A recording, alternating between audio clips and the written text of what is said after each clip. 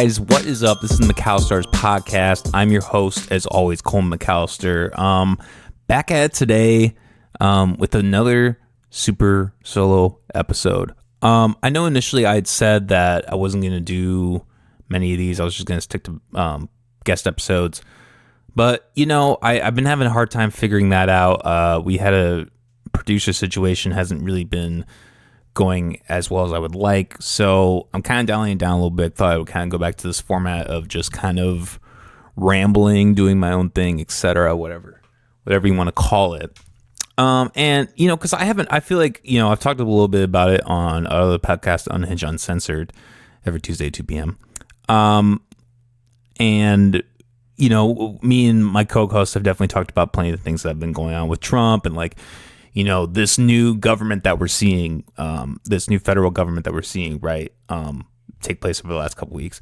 But I don't know if I've really gotten out my full thoughts and feelings on the whole situation. And, you know, we live in a really weird time. You know, you think back to like 2016 and, you know, because dialing back 9 years or whatever, you know, I was full on board the Trump train. I was all in. I went and voted for him. I really thought this is the guy that's gonna, you know, really come in and fuck shit up, right? For lack of a better term. And then it was literally his first day in office, when he basically the whole Standing Rock thing that happened in South Dakota with the pipeline, whatever. That whole thing, they had been fighting for that land. They had been fighting for their right to keep that, to not have have an oil pipe get drilled through there, and they won, right? And then the first day Trump went into office, he signed all these, you know, executive orders, and one of them was to continue with the pipeline. I don't know what the status on that is now. I assume it was built and that they lost that battle ultimately. And I remember just coming away from that thinking like, oh, Trump is really just an establishment politician at the end of the day. Now it's kind of interesting though, because if you fast forward, you know, to where we are now, I don't necessarily know if that's the case anymore. I mean, it is in a sense. Like, he's definitely, like, with the, you know, with the border stuff especially, like, he's definitely still, you know, abiding by, you know, going by what he thinks he's supposed to do as a Republican candidate, right? But the thing that's interesting about this time around is there seems to be so much more, as they say, like Trump 2.0, he's really taking some actions. He's really, like, his actions for, like, gutting government programs, I mean, that is just something I would have never actually imagined.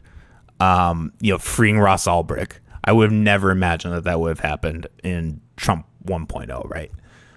So I don't really know how true that is anymore. Like, I do kind of wonder if Trump is acting a little more on his volition. That being said, who knows, right? The political machine, I'm not a part of it. I'm not a political candidate by any means, so what the fuck do I know, right? What the hell? What, you know, you don't know what happens in DC besides the people in DC, right? That being said, I kind of just wanted, I mean, I don't really have like a list or anything, but I kind of just wanted to go through some of my thoughts and feelings on some of the different things that Trump has been doing over the last couple of weeks, because I see a lot of people, and, you know, I had kind of a fallout recently this last weekend with someone who was a good friend, or, I mean, I don't even know if we're not friends, but we're just not really on speaking terms, right? That's really sad. Strictly because of my view on privatization. The fact that I believe that, yes, I would rather have a business have taxpayer dollars than the government, even though both those situations are shitty ultimately, right? Because you're just taking a pot of stolen money and giving it somewhere, right? Like the fact that the money is stolen, that already makes it immoral and wrong, in my opinion. And I mean, beyond that, it's like, I don't know, it doesn't really matter that much. But like, I think putting it into a business is at least a step in the right direction, right? I mean, when you do that, you give people the freedom to choose, you know, and not even that. I mean, these companies, they're creating a product. I mean, in this case, it was I think Trump is going to give $500 billion to these AI tech companies. And, there's a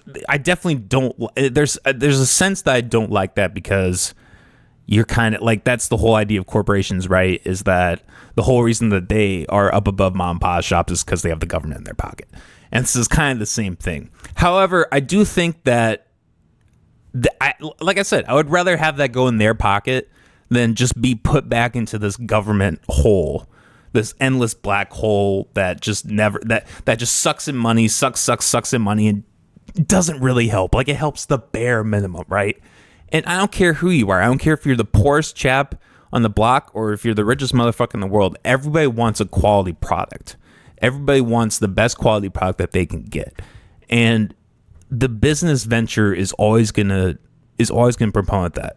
The free market, when you have a free market, when you take government regulation out of the market, it gets cheaper every time. This AI stuff is, even look at ChatGPT, right? 6 months, a year ago, I had to pay like $15 a month, and now I have it on my phone for free. I mean, that's an easy example right there of when the market shifts in your favor, right? But anyways, I just thought it would be good to kind of just just kind of go through some of these things I don't really have a list written out. I'm kind of just going off memory. This is kind of more of a spitball episode. But okay, so I guess let's just take it from the beginning. I think let's just do this. Let's just do the good and the bad.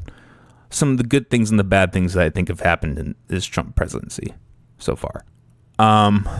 First of all, I think freeing the January 6th protesters was amazing.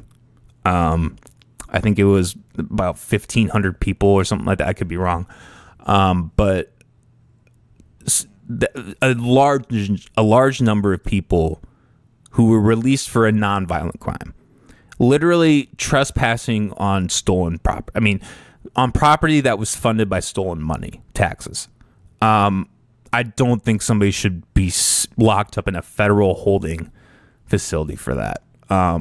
Even the people who were quote unquote more violent, or maybe even had, I don't even know if they had weapons on them. Like, I know there was one guy that had like zip ties or something. Like, even those people, like, I don't think that they should. I mean, I don't agree with the prison system, like the idea of prison fundamentally, but like, even if you were going to take it like the practical route, like I don't think that, or not practical, but in that route, right? I don't think that that is necessary. He freed Ross Ulbricht. I thought that was beautiful, another beautiful moment. And I think this is just my feeling on Trump. I know I'm kind of jumping around here, but this is kind of just my feeling on Trump in general. This is a man who will do something beautiful, and then the next day he will do something fucking horrible. It's the most infuriating thing ever. He freed Ross Ulbricht, which is like, that was a huge win. That was when he went to the LP, that was what he promised. He was like, I'm going to free Ross Ulbricht. And he actually fucking did it. He didn't have to. He could have gone in there, said, fuck you, could have let him rot in a cell, and nobody would have been mad at him for that. Like, everybody in the DC establishment would be like, yeah, great. Like, fuck that guy, right?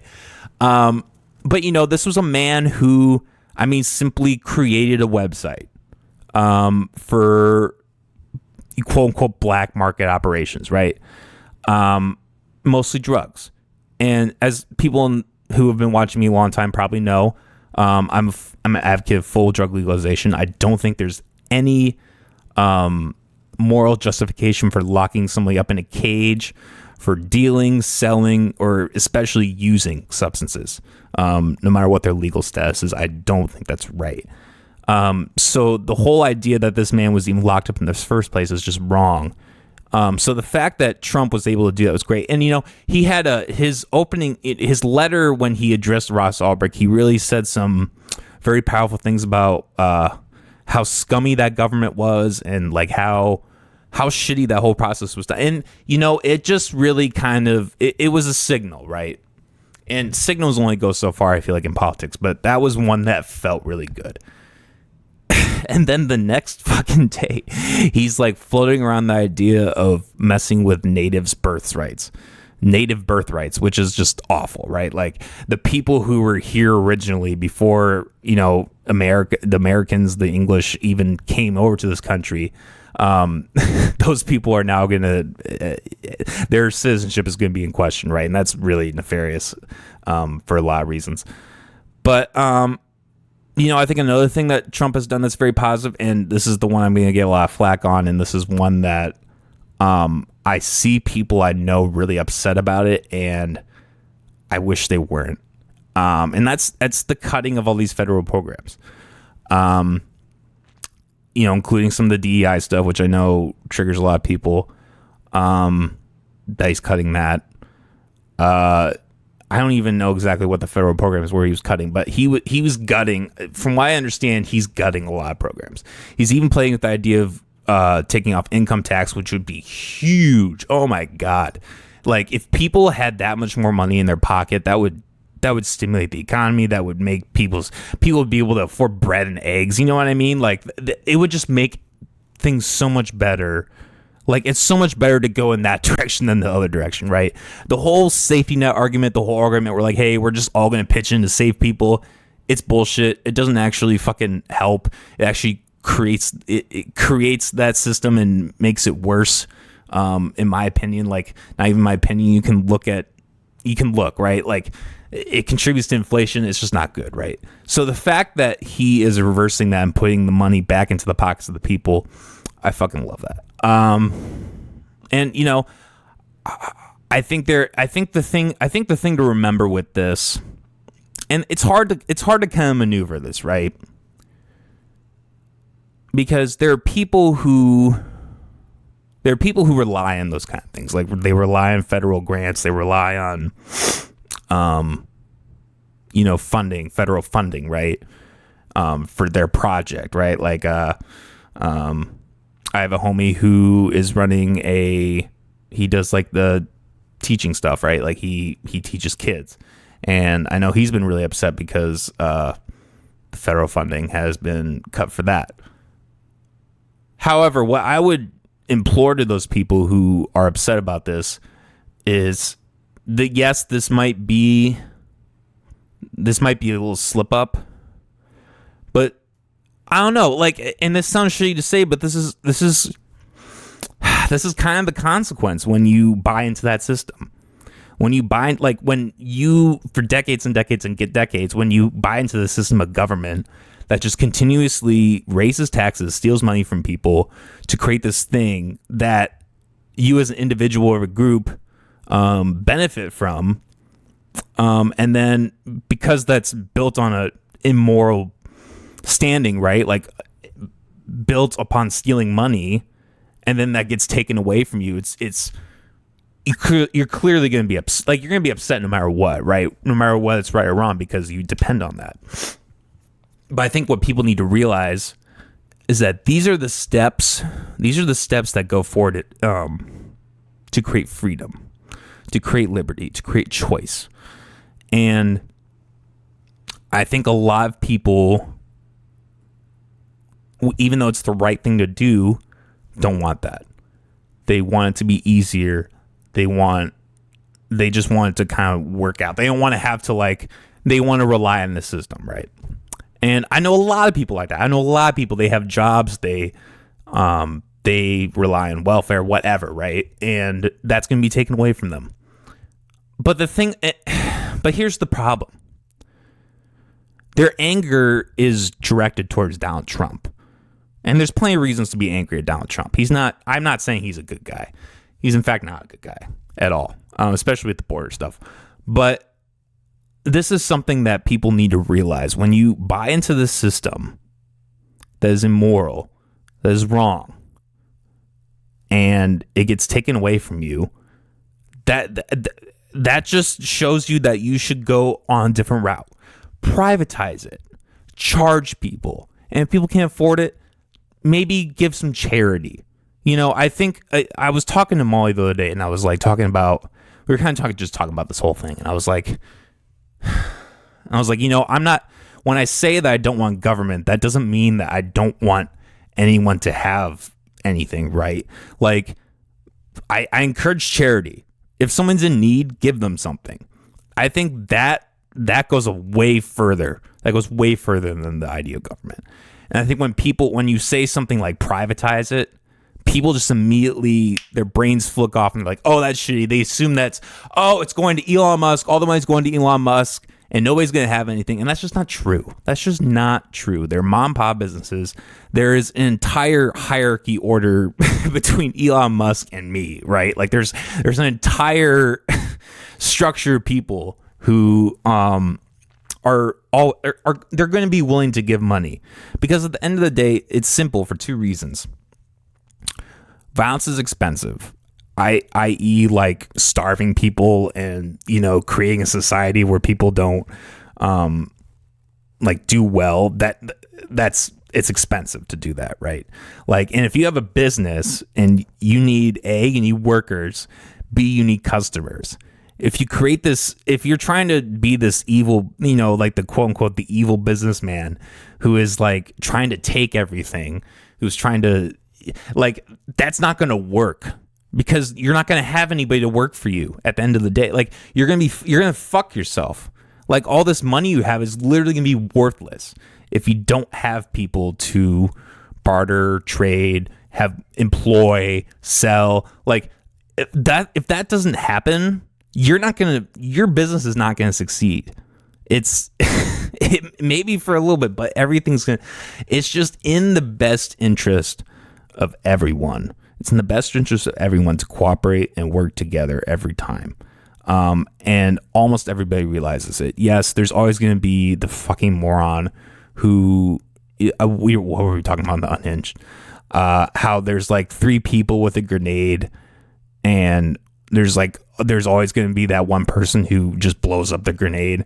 And I'm like, okay, yeah, there's always going to be a needle in the rough, or not. Yeah. Like a needle in the haystack, some dumbass who's going to do that. Right. I just don't think that creating this whole system of government to protect against that is right. And honestly, it just doesn't really make any sense. And people are going to listen to this and think I'm arrogant, and they're going to think I'm an asshole. They're going to think I only care about the billionaires. Like, I don't care about poor people. I literally had my friend told me that. And it's just stupid. It's just fucking retarded. Look at me. Am I a millionaire? Am I a billionaire? Am I getting favors from any of these fuckers? No, man. I'm in the same boat as you, motherfucker. I'm recording this podcast. I'm about to have to go work and work my regular ass job, right? Like, it has nothing to do with me having any interest. It would be really easy for me to say, oh, hey, there's this government entity that could just give me money. It's printed, it's devaluing the money, but hey, I get money out of it. And yes, it's going to make everything more expensive over time and eventually create this huge injustice of, you want to talk about real violence and real starving. I mean, there it is. But no, it would be a lot easier for me to just take this money for XYZ, right? Because it's going to make my life easier in the moment. And it's also kind of, I'm sorry, but it's kind of selfish in a way. To like, people call libertarians selfish. What I think is way more selfish is to take money that maybe you don't understand, but I do believe most people understand that concept that taxation is theft. That you are taking money that was stolen from people, that comes from a system that throws people in jail for nonviolent crimes, for drug abuse, wages wars, all these. If you get money from the mob, like, there's an idea of blood money, right?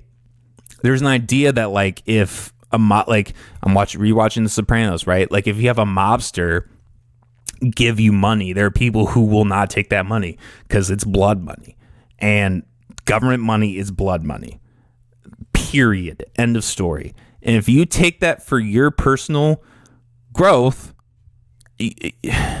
you are in a way culpable to that. I'm not saying you're a bad person. I'm not saying you have bad intentions. And that's the problem, right? Is because there are a lot of people. There are so many. I would say a majority of the people who buy into the system who are really good people, who really do have a good heart, what they really are coming from a good place. But at the end of the day, you're the one that's profiting from that. You're the one that is getting the good end of the stick, right? At the end of the day. And I have a real problem with that. I don't know how to reconcile that. So anyways, those are the good things. Those are the good things Trump has done. No, so, some of the things I really don't like about this administration, the border crisis, is I have hated that whole thing from day one. I remember even probably when I was more on the conservative train and I saw that kind of mass deportation stuff happening, I didn't really like it. I knew growing up, I knew people who were illegal immigrants, and I didn't really, I don't think at one point in time I have come across an illegal immigrant and been like, oh, this is a person who is dangerous or needs to be locked. I mean, I'm sure there are, there are people like that, right? Maybe there are people I met that were like that. I just didn't know. But I think the problem when you have this mass deportation thing is like you paint this picture of what an immigrant is, right? You're going to say, oh, well, they're like, whatever, rapists, murderers. Like that's kind of the problem when like Trump in his first term, I don't really know how much in this term, but like in his first term, he really kind of, whether intentionally or not, he really like did a mass, like he just painted the brush and just was like, okay, here, this is what this group is. And that has a very small amount of people. I'm an anarchist, and I think there are a lot of libertarian-esque people who think that this is, for me to think like this is kind of batshit and crazy. Like that just to have this stance, but I'm not really a fan of the country having a border. For a couple of reasons. One, it's expensive.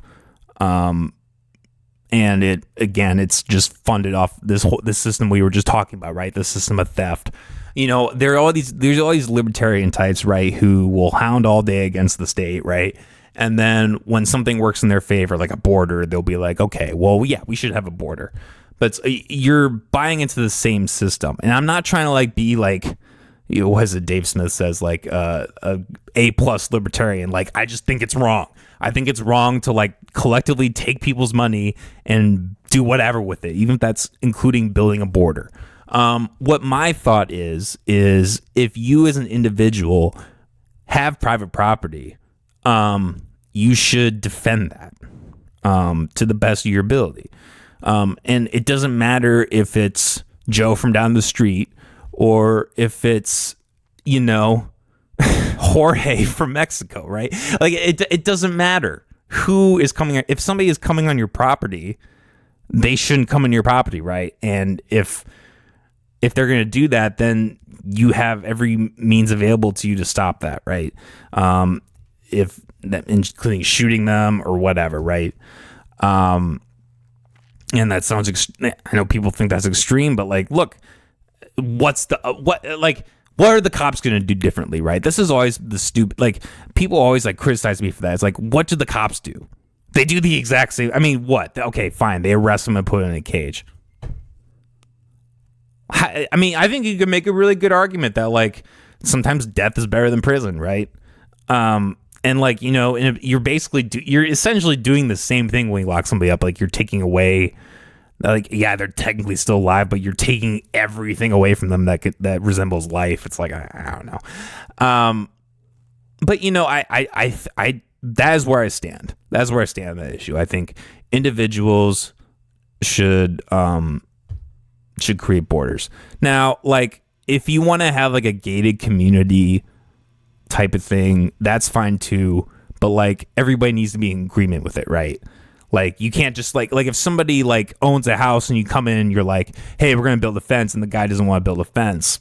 Well, then, like, that's not right. That's not necessarily like moral, right?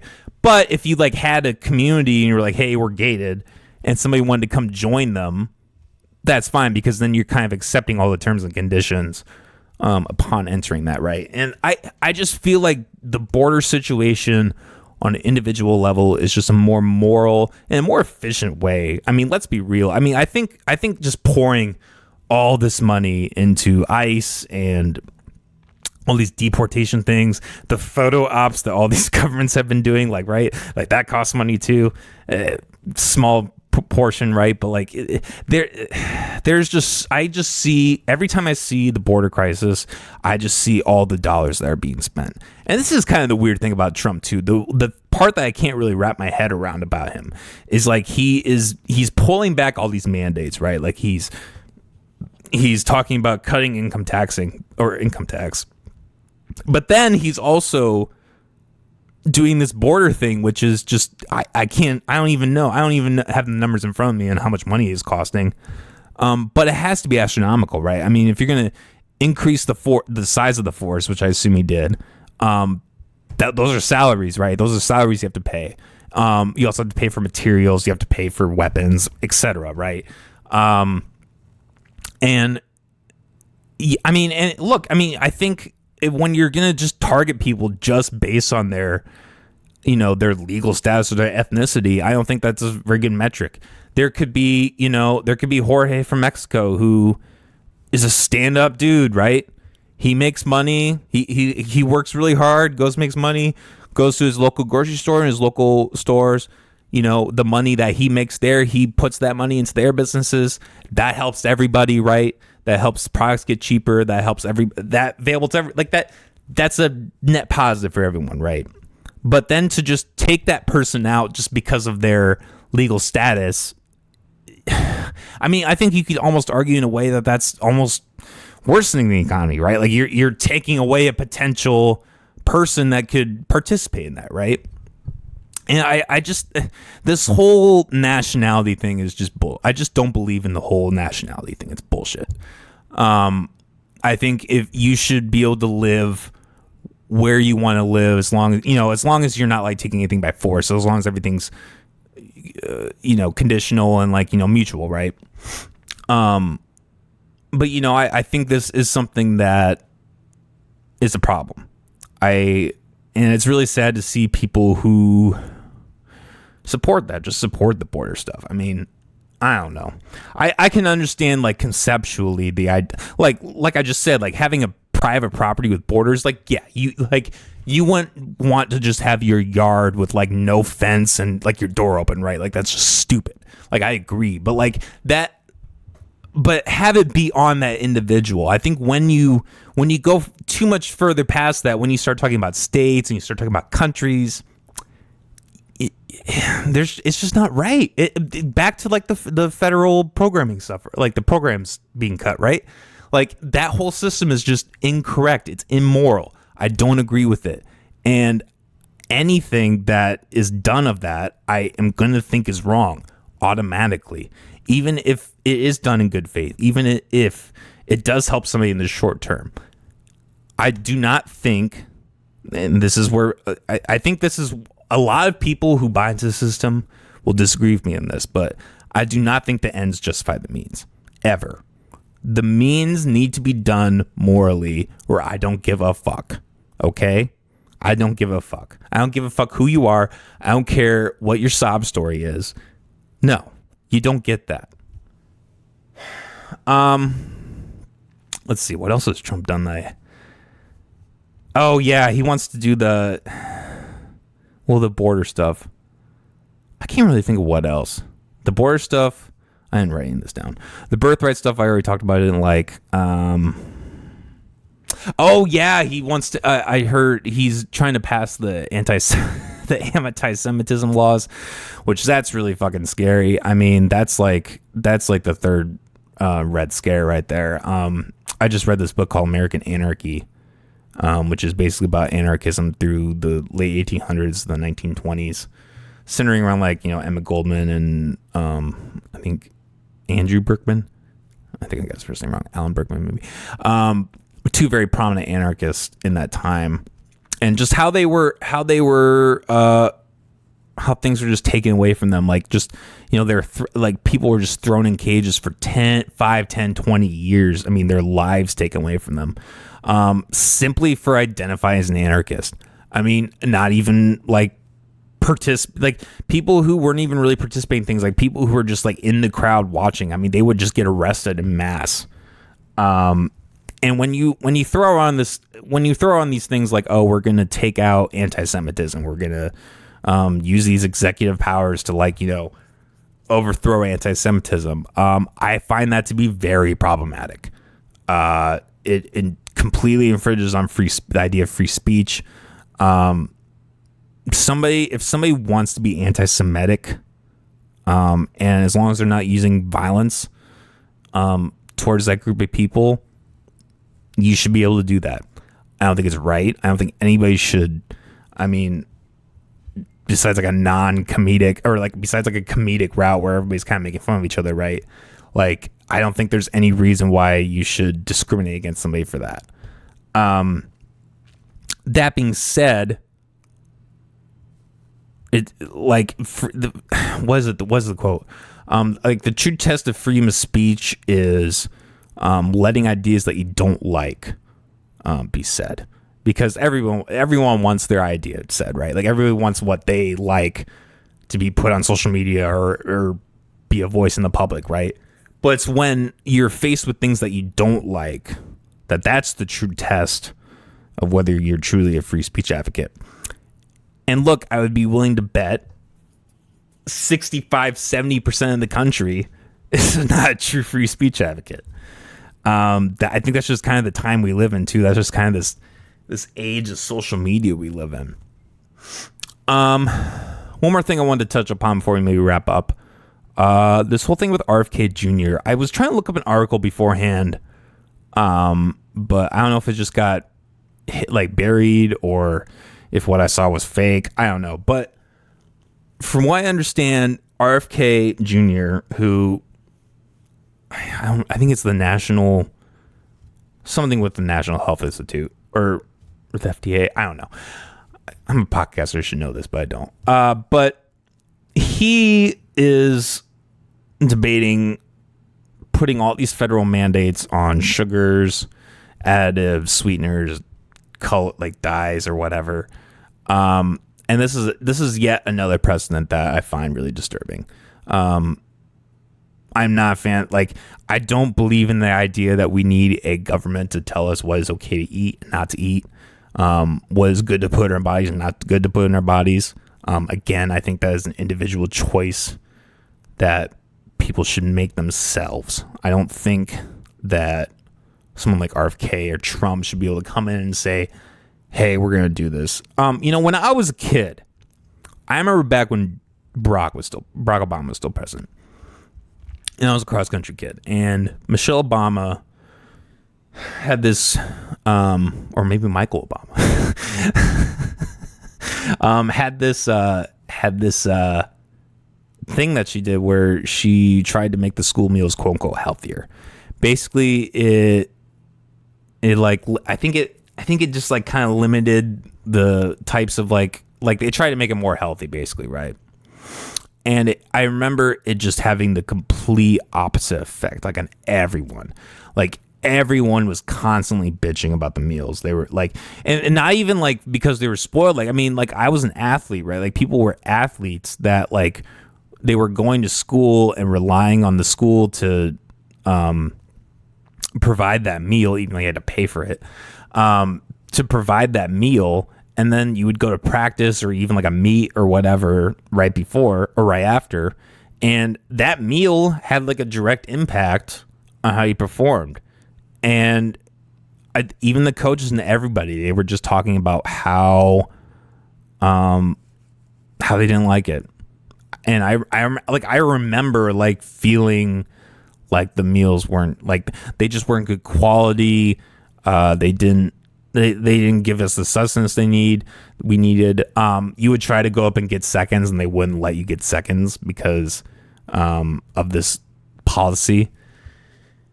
And fast forward to now, what RFK Jr. is trying to do is very similar to that. He's trying to create a path, create a mandate, create a route forward where you have to do this, you have to do that. You can't eat this, you can't put this in your body. And the thing that terrifies me is this, unlike Michelle Obama's policy, which just affected schools, RFK Jr.'s policy could affect everybody. Businesses who feed their families and all this, who rely on those products to serve them, or they're going to be shut of luck. They're going to have to spend money on more expensive things, but people are going to go out of business.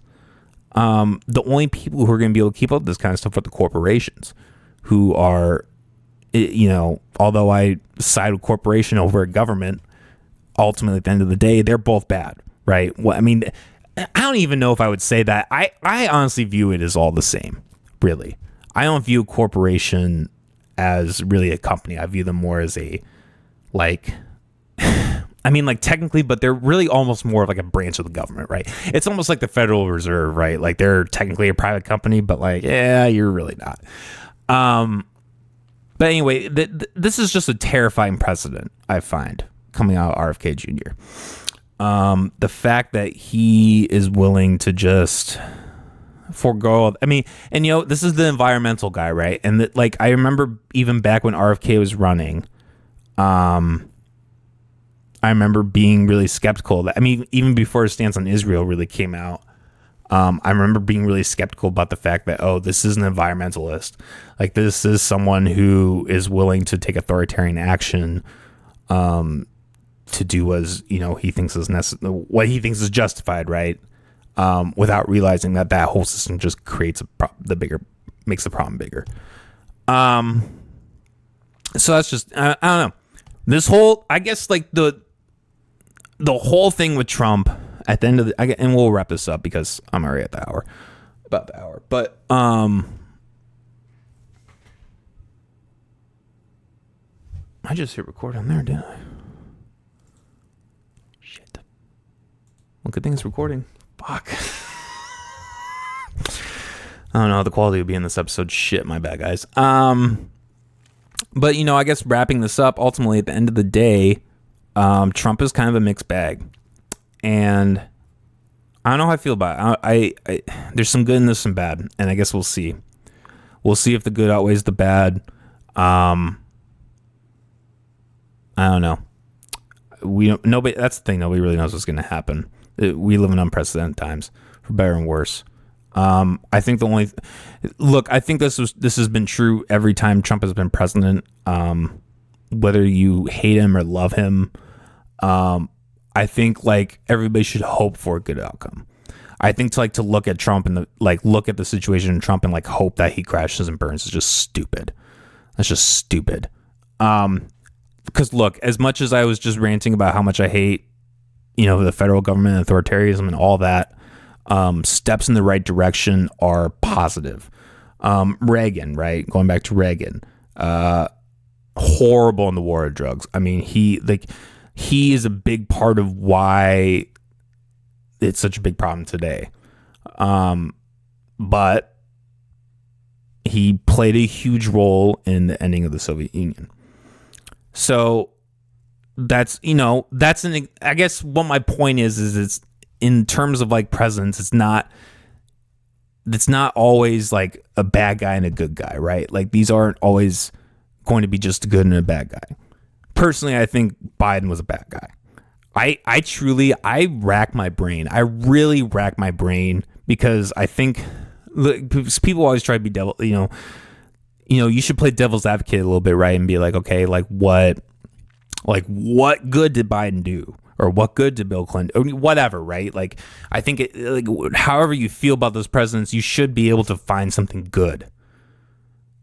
But dude, I think about Joe Biden. I literally cannot think of a single good thing about Joe Biden. Please put it in the comments. Please put it in the comments if I'm wrong. But everything about that man is just slimy. Talking about the war on drugs. I mean, Joe Biden had a huge part in that. And for him, in his last, this last term, how he's floating around the idea of we're gonna decriminalize marijuana. It's like, dude, you're the one that like made it that way in the first place. Like, shut the fuck up. Like, no, you're not, and you never did. And then, I don't know if Trump's ever going to, right? Like, shit, that's kind of and I forgot to even mention the how Trump claimed the cartel to be a terrorist organization. I hated that. Oh my god, I churned in my stomach when I heard about that. You're gonna classify the war on drugs as a war on terror now? Jesus fucking Christ.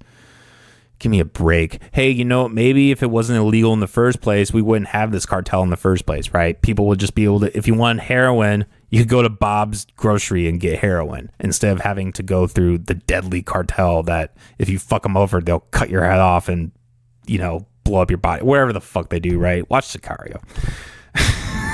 But no, I don't know. Trump's a mixed bag. I think that I might have to just have that be the episode title, something to that extent. I wanted to talk about the DEI stuff, but I think we'll just say that for another episode. All right, guys, thanks for listening. I hope I didn't bore you to tears too much. It's been a while since I've done one of these solo episodes, and I actually felt like it went really well. Personal news, I'm trying to like cut back on those smoking a lot. I'm trying to way cut back on the weed. I haven't technically had any in a week. I haven't had like a real smoke session like a week and a half. So I'm trying to do the right thing. It's hard to do the right thing. Doing the right thing kind of sucks, but it's good. All right, have a good night, everybody. Peace.